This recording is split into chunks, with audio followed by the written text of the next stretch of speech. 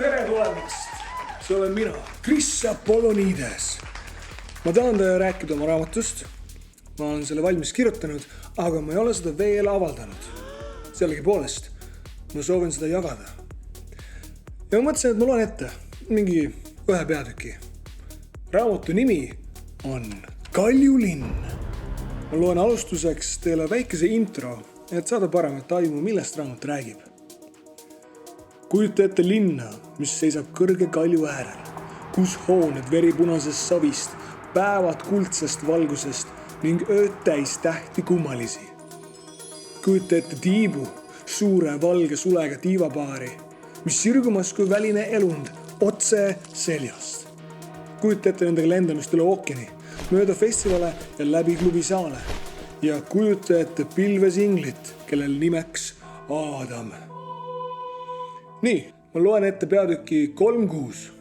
See algab tsitaadiga Evalt. Libise, raputa, sära. Me oleme tantsinud pool tundi või hoopis paar tundi. Ma ei ole ammu enam ajas kindel. Ma tunnen rinnus midagi uut, kuid harjumuspärast.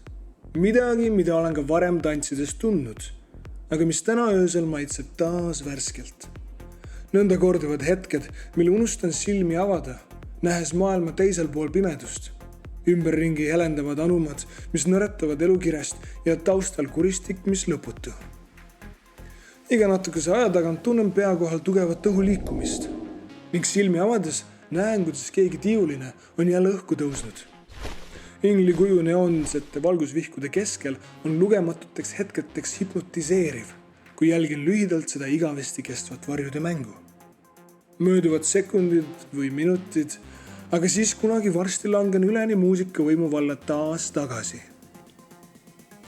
Mattias ja Paulus tammuvad minust veidi eespool, vehkides kätega taeva poole. Ma tajun nende energiat ning see pakub tuge. Eva ja Leena tantsivad minust kord paremal, kord vasakul, särades erksult nagu iidsed jumalannad keset templi püha valgust. Mind haarab laine, mis uhub üle pea ja uputab hinge. Hingan välja ning tutvustan end maailmale kui elus olend, kes on siin ja praegu. Muusika aeglustub ja rahvast tõstab käed. Ma olen osa massist, ühtlaselt lainetavast organismist, kus energia põimub ja võimendub iga uue passilöögiga. Tõstan ka enda käed lae suunas ja lasen end helil kanda. Ma ei ole enam ainult maine mateeria, vaid ma olen murdnud kuskile kõrgemale. Vaim hõljudes üle käte mere, ei miski mind tagasi hoides. Langetan pea ja näen enda jalgu libisemas mööda pimedat tantsusaali, kuni need põrandat enam ei puutu. Mu tiivad teevad järjekordse löögi kinni lahku ja ma kerkin üle peosaali.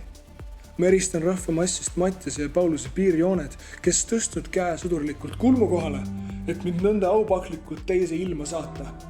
Puudutan 2 näpuga oma huuli ja kingin kodupoistele hüvasti jätuks õhusuudluse. Mu tiivad on nüüd täies lennurütmis.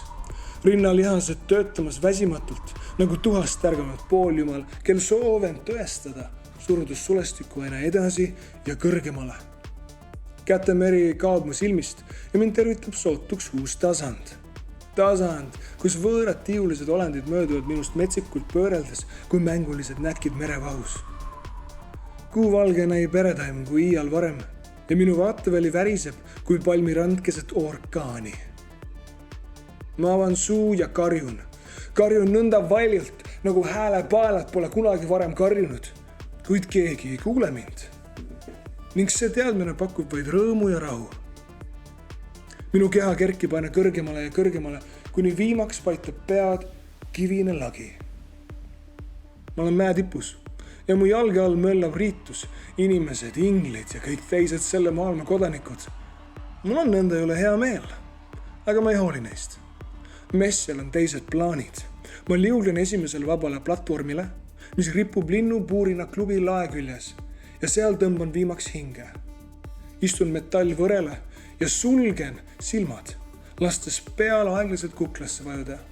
Reaalsus tervitab mind kui külm vesi. Kui viimaks silmad jälle avan, näen nende ees vaid värvust laguun sinine. Ookeani karva tiivad langevad kokku, kui tüdruk kummardab mu suunas. Tema soe pehmus vajudes sülle. Tšau, Adam. Eva. Ta paitab mu põske. Nõnda kõrge lend. Tead, see võib halvasti lõppeda. Eva, see on okei, ma tean ennast. Tüdruku hele bluus kumav läbi pimeduse.